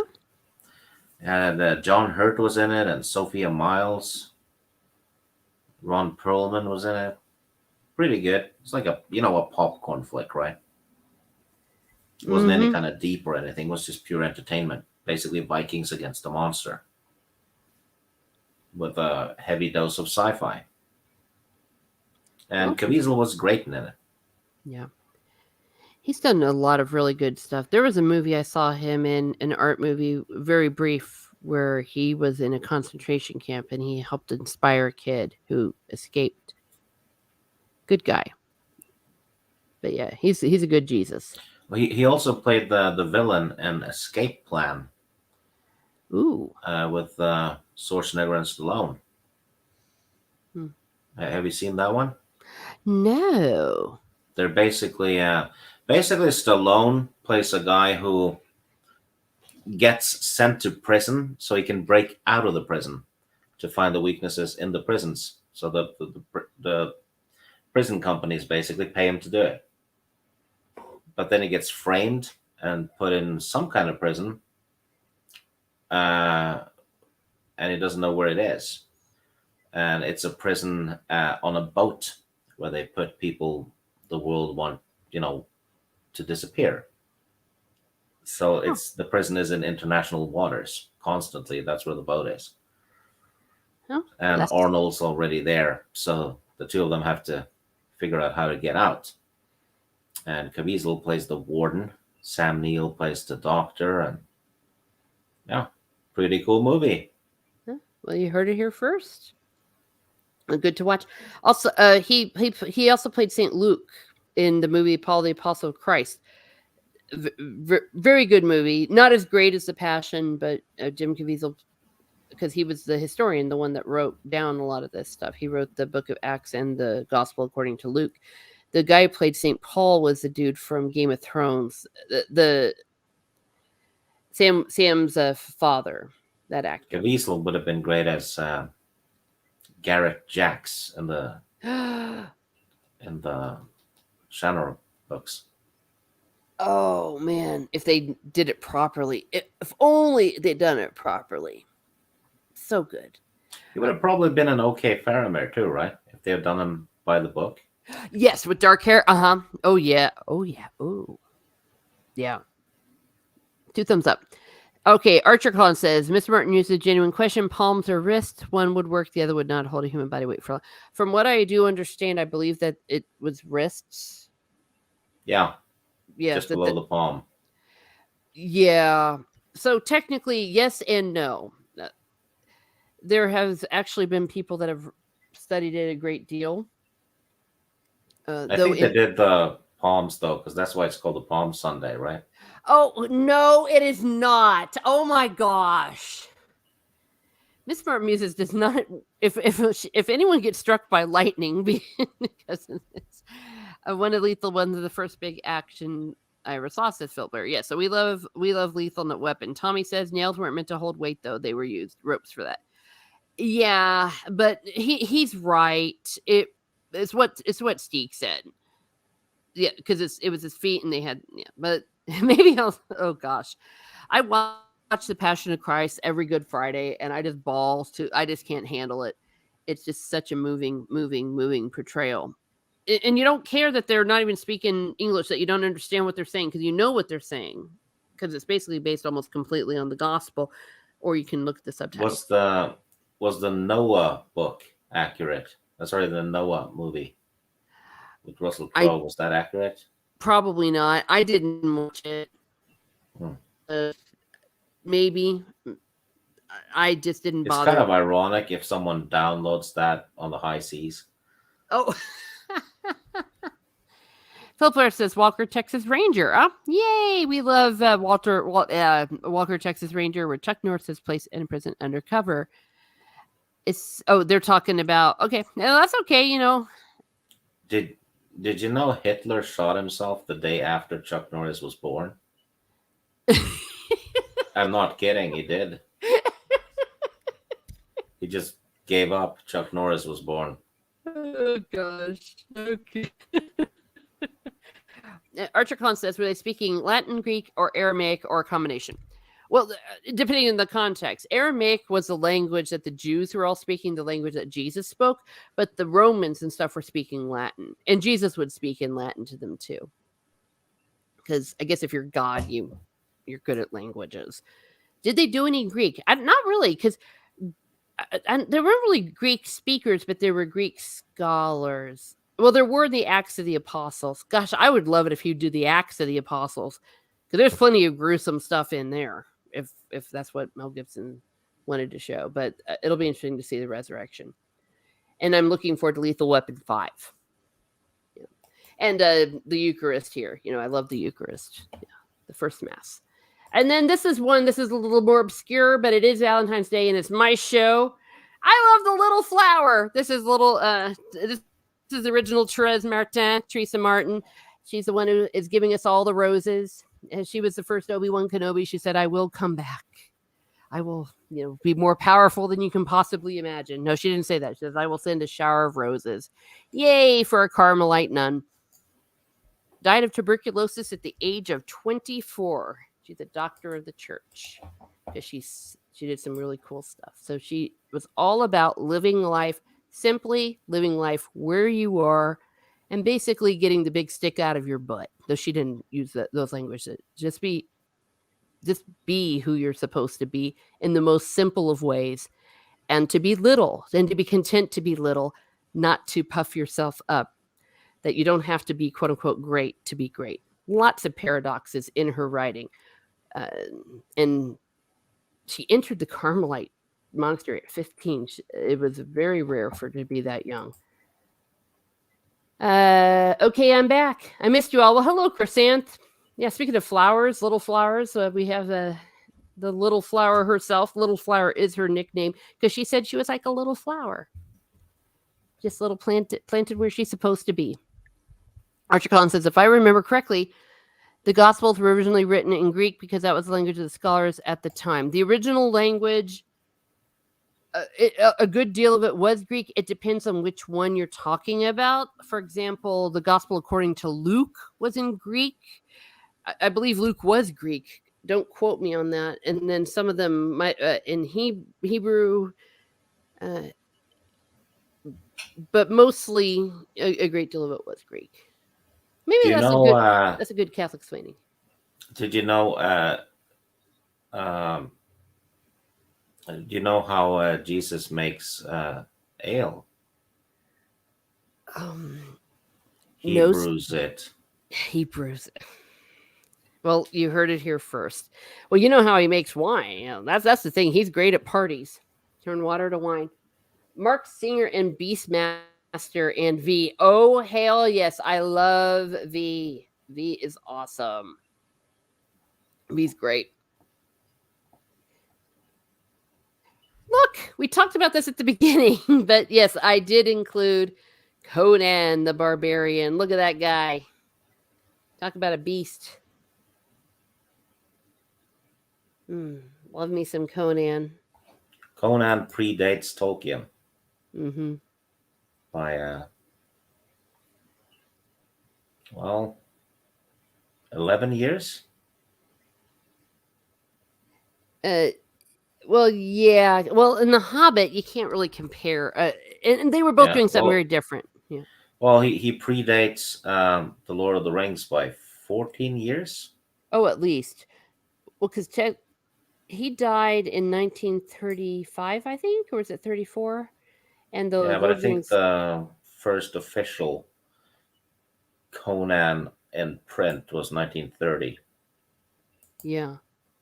And then he died very soon after. I mean, he started writing Conan like 2-3 years before his very very tragic death.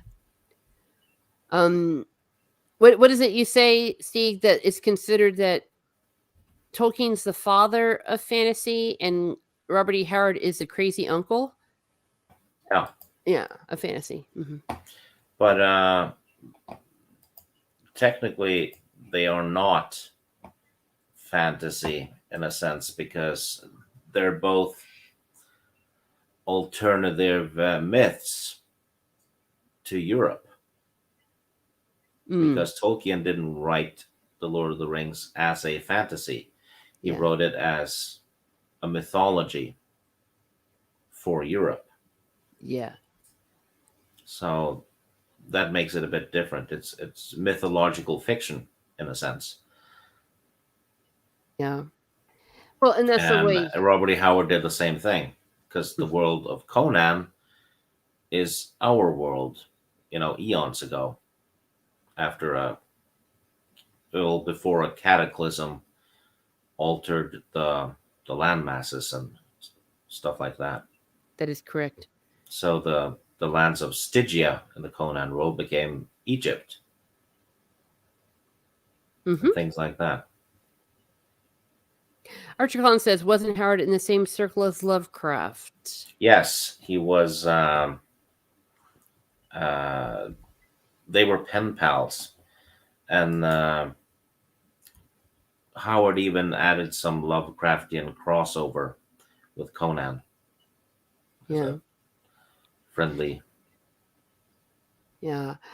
And in the 1960s, I think was around that time when they decided to create a name for what Robert E. Howard did, like as a subset of fantasy, and that's where we came up with sword and sorcery. Yeah, Yeah, he's definitely the father of all of that. yeah. Usually in Sword and Sorcery, the hero is the one using the sword, and the Hmm. villain is usually always a sorcerer. Correct. Good stuff. Really entertaining. They're usually very short. And the Savage Sword of Conan, that's something we also love here at Miss Smart Muses.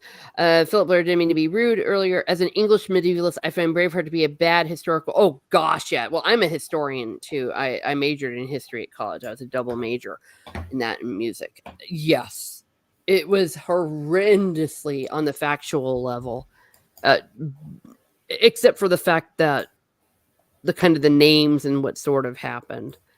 It was a great movie, but it was horrible history. On the other hand, it wasn't horrible history in the way that some recent history has been. Like, for example, the awful, awful ones that Philippa Gregory does, where she rewrites it in just desecrates these historical figures.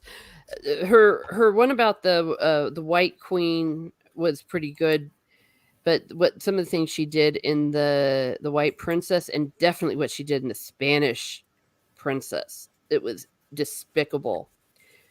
So what they did in Braveheart, it was fiction, it was bad history, but it wasn't mean history, it wasn't vicious, it wasn't like mean girl history. Oh, hello, Keck44. Yay, hello, thank you for being here. Luffy's God says Howard talks about Atlantis, so it's based on. Oh, correct. And The when you look the at uh, the King Cole stories takes place on and around Atlantis.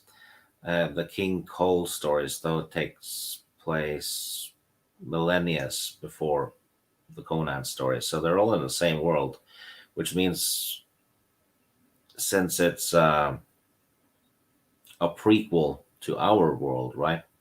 That mhm. means the Solomon Kane stories are in the same universe as well, Oh, because that takes place in the 1600s in England mostly. So it's all connected. oh, King that's Cole awesome. and Conan and Solomon Kane are all in the same continuity. and we play Conan D20 in this world.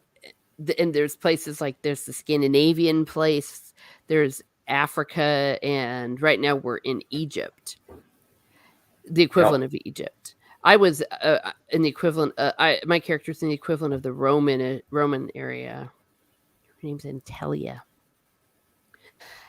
So it's a lot of fun. It's a great world to live in. And once again, I'm going to be hitting Conan awareness and Robert E. Howard awareness, and love the old sorcery genre and the sword and sandals. I not familiar, but I'm sure that's what it is. Well, So it's the same kind of thing. yeah, Um, yeah. there's one with Henry Cavill called Immortals. That's definitely a sword and sandals thing Oh, tied to Greek mythology. oh. Well, there we go. Well, you heard it here first. You see, we learn things here at Miss Martin Muses. Um, and about crucifixions, where it had a good scene with Lee Horsley. Ooh. Braveheart's not a documentary. There's not one scene. There's a scene where you can see. Wait, well, yes, it's certainly not. And some of it was filmed in Keir Castle, which I love.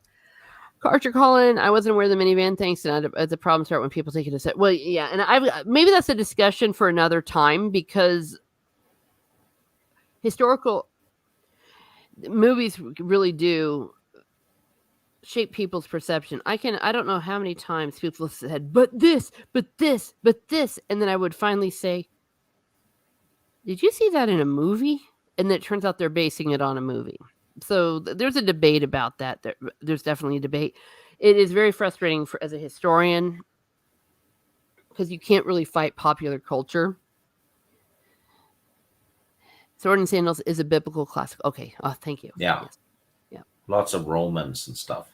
Yeah. I mean, and I will admit, when I talk about Mean Girl history or when they're actually trying to change something, another example of that is the recent thing about the Tudors, Winfield Hall or something Hall, which is, oh my gosh, it is viciously trying to rewrite history because they're trying to take away our heroes. But that's really a discussion for another day. Maybe I'll do that. I'll explain history and why you need to approach history in a certain way. I can usually be okay if facts are tweaked as long as it's true to the spirit of what the person was. Basically, there's degrees. Yes, yes, there are degrees. Yes, and yeah, what Steek said. For example, you've got something like Gettysburg, which is a lot of the interactions and moments are fictional, but they are so accurate to who those characters were or those people were that yeah, you're fine with whatever they're doing in there. When it's antithetical to it, or they actually take real historical events and change them, like there was this big villainous thing that happened, and this character they're trying to besmirch because it's a hero, they have them like commit a murder, and you're like, that person was not a murderer. All right, that you have to be respectful of historical characters. And see, Nick Hodges on History Best does great videos. Oh, well, okay, maybe I'll watch that. Yes, and 3 words: the Woman King. Oh, that's a very good example where they actually tried to rewrite a villain and make her a hero in the Woman King. Yeah, and then It, they got pissed off because nobody wanted to watch it. And yeah. then they got pissed off again because it wasn't nominated for the Best Picture award or something. Well, yeah. I mean, listen. Most people don't like people that owned slaves. Okay. And if you try to hide that fact, it's like doing something on Thomas Jefferson and trying to pretend he didn't own slaves. Okay. You can't do it without that. It's huge. Same thing with George Washington. A lot of the accuracy, Archer Collins says in Getty Words, I understand because of the extras were actual Civil War reenactors. That is correct. You see, I did Civil War reenacting. The accuracy was, yeah, in the extras, hmm because they studied everything.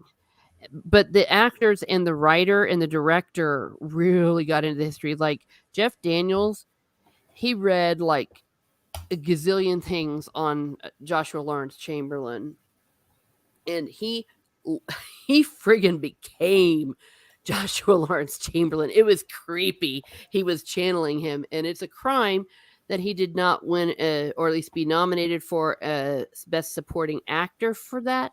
But I'm not surprised because we all know now that how you would get an Oscar, you had to sleep with Harvey Weinstein.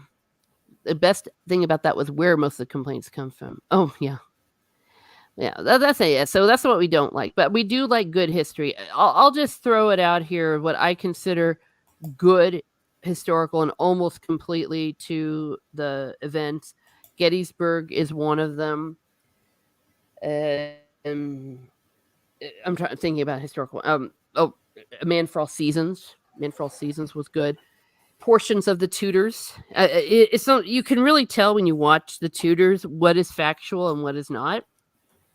It's just like all of a sudden it's like, oh my gosh, this is brilliant. And then there's some stupid thing that just gets thrown in there. It's like, yeah, that's not accurate. I don't know off the top of your head because I'm trying to think of historical films that I love that are just dead on.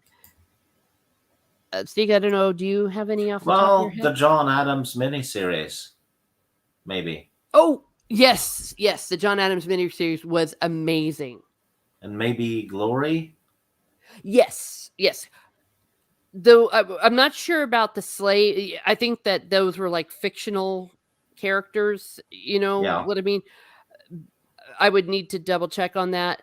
But as far as the character Robert Shaw, th- he did him really well. And in my humble opinion, it's the best role that Matthew Broderick ever did. it's the only good role he did. Yeah. In the way they showed the battle and the accuracy to how these men were treated. There's a myth out there, I don't know where it came from, was that there was only racism in the South. It's like, no, the Northern soldiers were treated like crap by their own people, quote unquote, by other Union soldiers. It was really good. Yeah, Glory. I'm so glad you finally watched it, Steve. Yeah, Great quote. I've had it on my list for quite a while, but I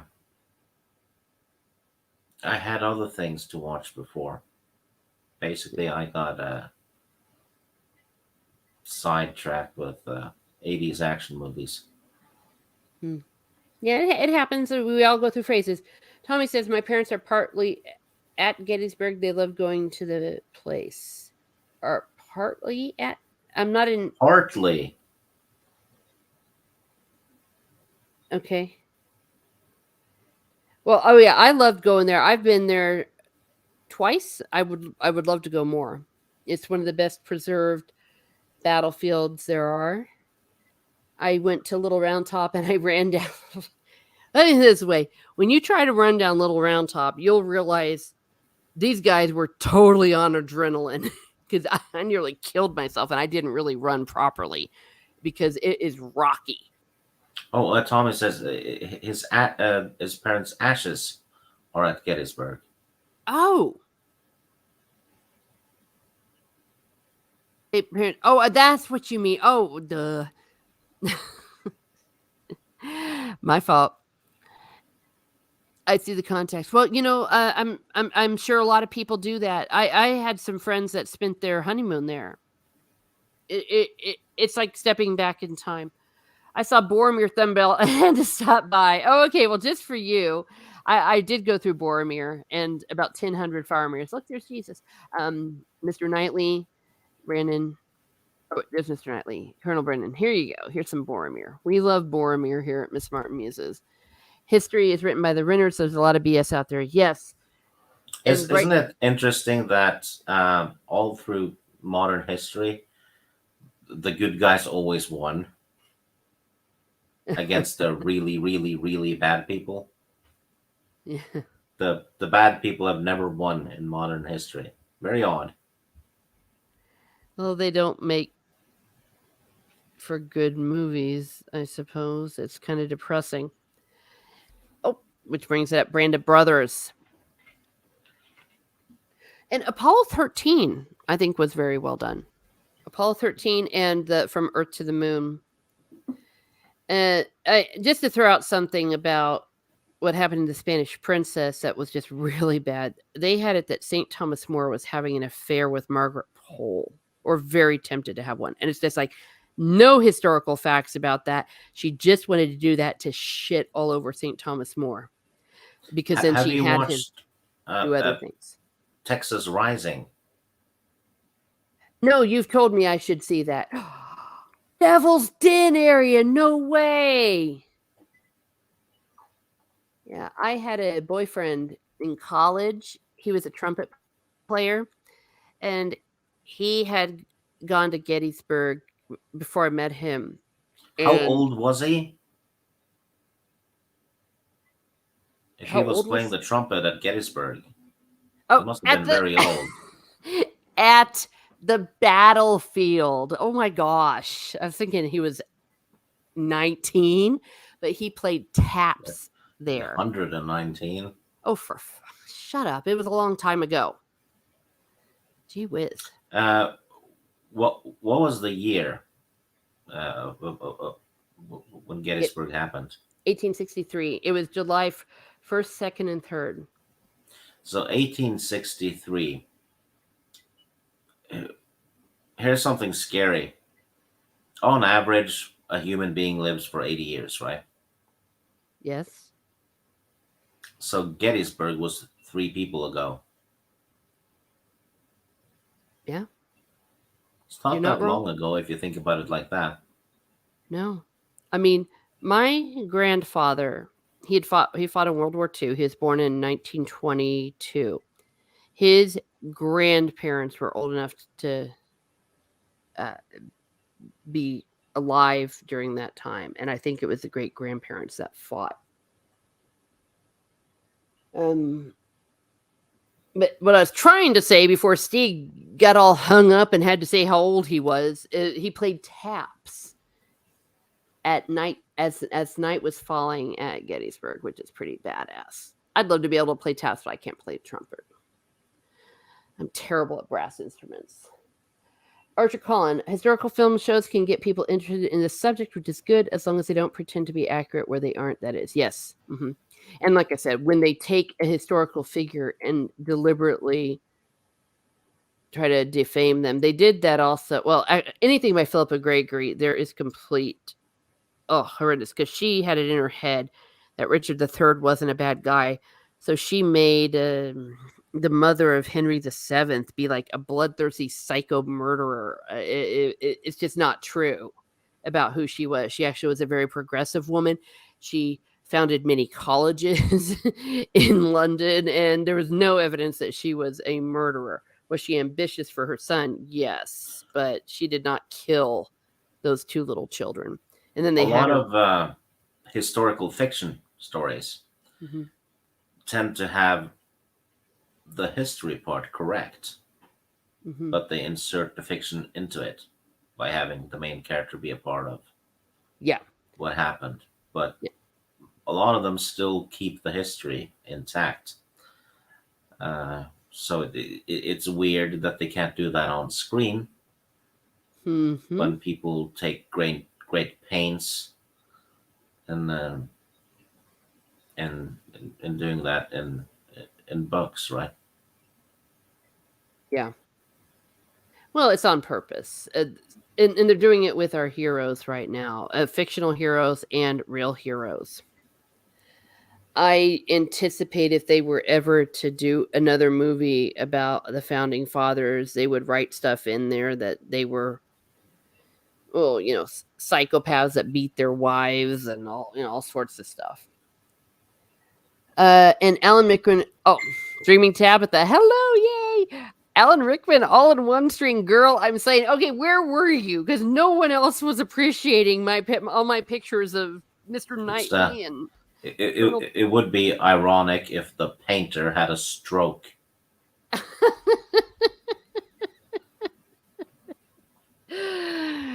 Oh, and Mr. Darcy. Oh, you need to draw some of those gentlemen.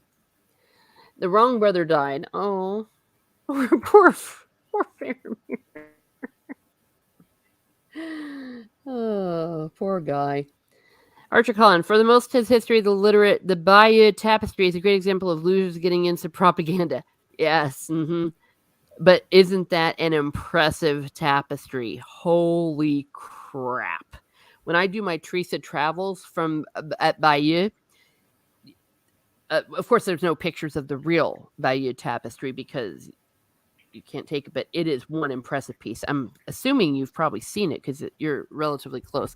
And while we were there, me and my traveling companion, we went to see the beaches at Normandy.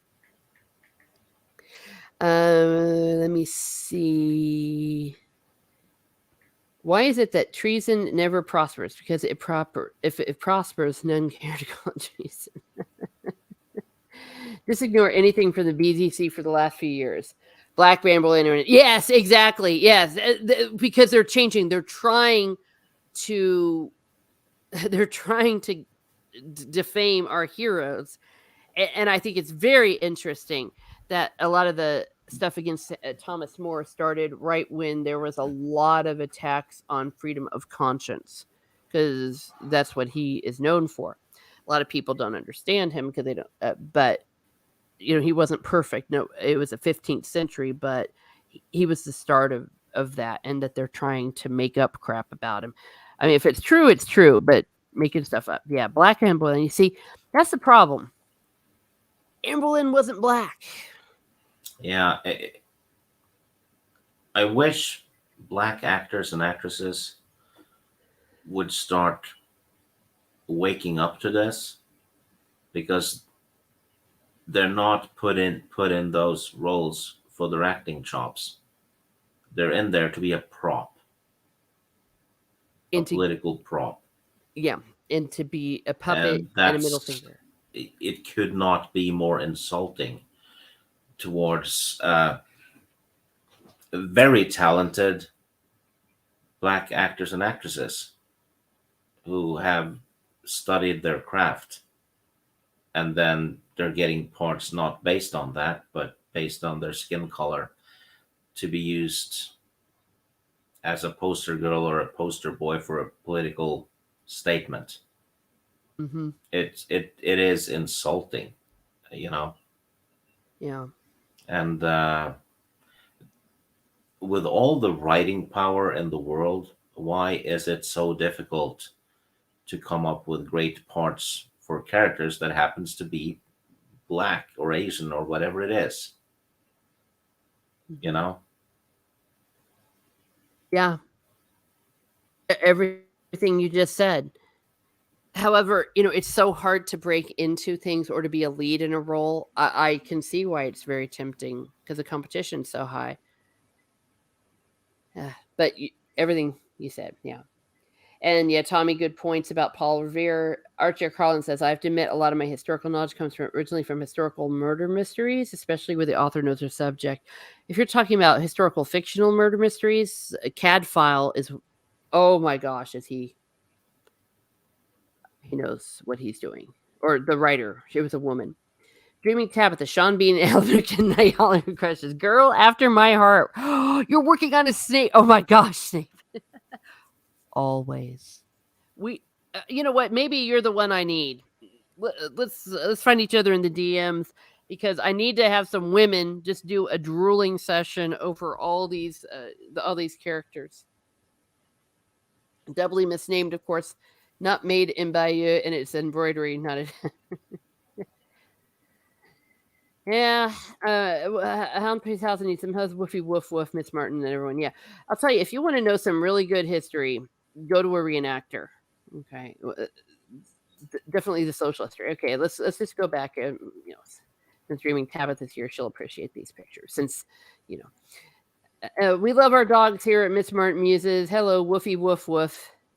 Black and Achilles from Troy. Oh, was there a Black Achilles? Did I miss that? Oh well. Thaddeus Stevens, my favorite founding father of the 14th Amendment. He represented Gettysburg in the House. Tommy Lee Jones played Thaddeus Stevens in the movie Lincoln. Oh, okay. Yeah. Well, technically, I don't think he's considered a found. See, this is when you have a historian. I'm sorry, I'm sitting there being the super snob, but I know what you mean. Hound 3000 needs some, and yeah, I've seen about 10 minutes of that show and shut it off. Yeah, there was a controversy recently, says Archer Collin, where a local council changed the name of a road called Black Boy Lane. That does sound pretty bad. And even though it was probably named for King Charles the First. Yeah, it sucks to be him. I remember people were wondering if Charles was going to take the name Charles because it has a bit of history, and there's only been 3 of them. How about British actors playing Greeks and well, I mean, Still different. Yeah, it's different. Kristen, some people I know have started questioning being hired. Was I hired for my talent and work ethic or just for color? Yes, this is an issue in all fields. Yeah. And it's what I've been getting at, though. I mean, diversity will happen naturally, just through qualification. Yeah. And shit, what's the word? Well, crap, drawing a blank. Yeah. Well, and you see, when people kind of suck, and everyone else around them knows they're a diversity hire, they also feel it. I mean, you'll see it because often they'll be very defensive. Where I get a little bit worried is, please only hire on merit when you're talking about a doctor or merit. Dentist. That's the word. Merit. Okay. Yeah. Yeah. Yeah. Please, if you're a doctor or an airline pilot or something. If you're hired on merit, you've earned it. Mm-hmm. And if people hire on merit, skin color and gender doesn't matter to begin with. It's not a factor. If you're let's say you have a top, banker lined up that you're going to hire for your bank, and then you're not allowed because you need to hire a diversity hire who is maybe 40% as good as the one you were going to hire. If that stuff happens everywhere,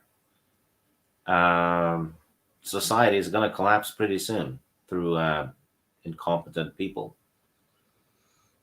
Yeah.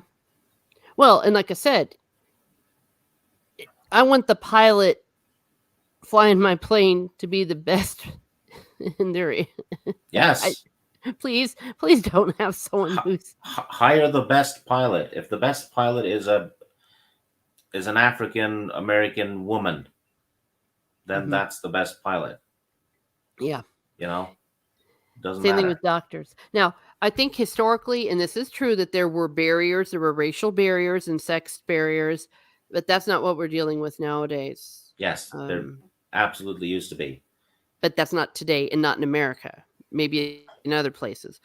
But when you're talking about natural diversity, go look at any marching band in any high school in America, any orchestra. It is naturally integrated because there's only one way you can get into those. You can't play classical music. You can't do marching band stuff unless you're damned good at it. And you will see complete diversity. You will see white, black, Asian, Hispanic. That was exactly what I was getting at. Yeah. If you go for merit, skill and talent, merit, diversity will happen by itself. There's no need to force it. Well, and there's also motivation. You see, I can say that a lot of what we have going on is because there's not motivation. It's not intrinsic motivation. But there is a great intrinsic motivation for students that are in those areas because everyone worships at the altar of American football, okay? And that's one way that if you can't be on the team, you can still be a part of it is in marching band and just it's just a great talent anyways. So I'm not sure what this is all referring to. Oh, I see what you're saying. Okay, let's continue. Colin Farrell is Irish, not Greek. No way. He's not Greek. He Oh, and Metatron, an Italian YouTuber, he's someone like Shadiversity. Okay. This is just some stuff. I was surprised I vowed not to watch it. Okay, this is just some details. Oh, Hollywood forced Oliver Stone to straight wash Alexander. He's historically accurate in the director's cut, I think. Oh, well, yeah, I mean, heck, I don't want to be mean, but it's like they were Greek, okay? They, a euphemism used to be in the Greek way. So yeah, well, that's a topic for another time because we're talking about what we love. And let's go ahead and wind down. We're here at 2 hours. It's a great conversation. Again, maybe I'll do a history thing because there is a way that you have to look at history. You have to study in history. It's in a certain manner, and it will never be completely accurate because and your even a first-hand source is still problematic. It can still have issues, but that's a whole other ball game for another time. I want to thank everyone that's been in here. It's been a great discussion. We had our Hound 3000, Tommy, Philip Blair. We had Archer Collin bringing us the bows and the arrows. Chris Sant, yeah, you've been with us. We had Dreaming Tabitha coming in. She appreciated all the men. Alan Rickman. We had Lady Toriel, the elf. Luffy is God. A lot of representation from Scandinavia here at Miss Martin Muses, so we like that. Keck 44. And an appearance from Salty Texas Sea. America's Ash showed up. And Zombie Box reviews. If I missed anyone, it is not intentional. It's just the chat goes by so crazily. So thank you for the recommendation, Archer Colin. Archer, are you on Twitter or something? If you are, try to follow me because I want to try to find those links. So before we sign off, Stieg, where you're going to be, what you're going to do? Nothing this week, I think. Okay. Next week, I think Maura and I are doing another top 10.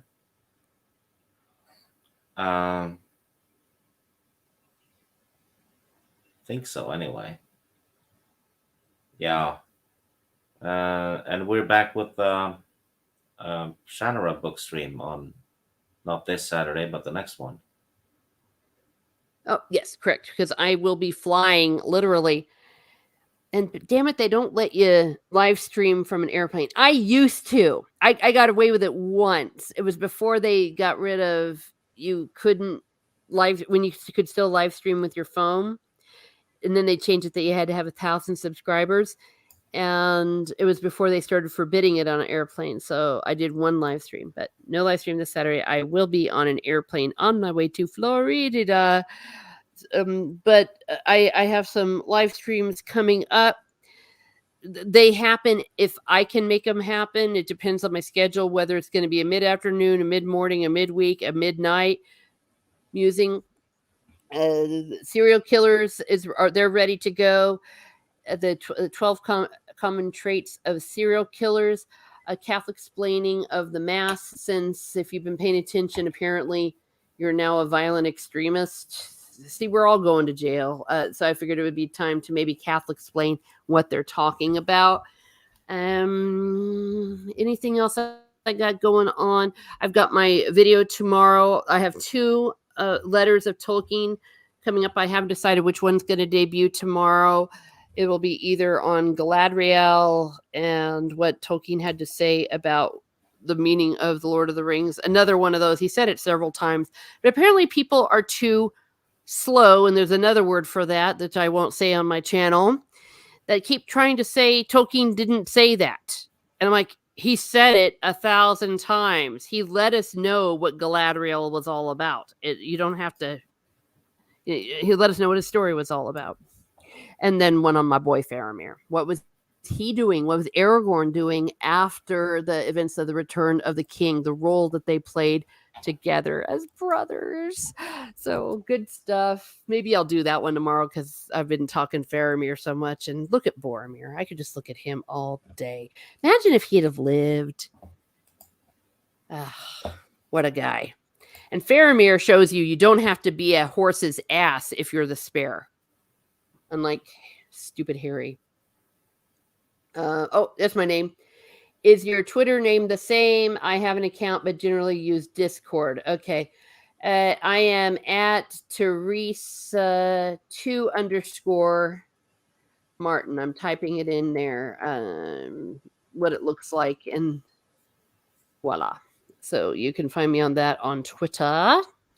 You'll find me. I'm the Rose. Do I have everything? I think I did. And my close encounters of the third kind is happening. I need to speed it up since aliens are coming to invade us, so we can all use solfege and sing back to each other. Again, it's just taking a long time because some of it is kind of complicated as I'm breaking it down for people. I'm very, very excited. Tommy is just about to finish reading The Lord of the Rings for the first time. Oh, yes. He scored great when he bought it too, because he got one of the anniversary editions, I think. Cool. Last book of The Lord of the Rings and Adega Outlaws, Children of the Directive. Nice. If you're going to talk about Sean being about with Kathleen Beller, okay. Oh, okay. So that's it for now. I think I'm going to be on Nina's next Sunday if it happens. It just depends if I watch what she's planning to do. But Nina has a Sunday hang, so you might see me pop on her channel. Besides that, have a great day, everyone. Have a great day, and be certain to don't crucify people. Yeah, it's not cool. Yeah. Just get a poster instead.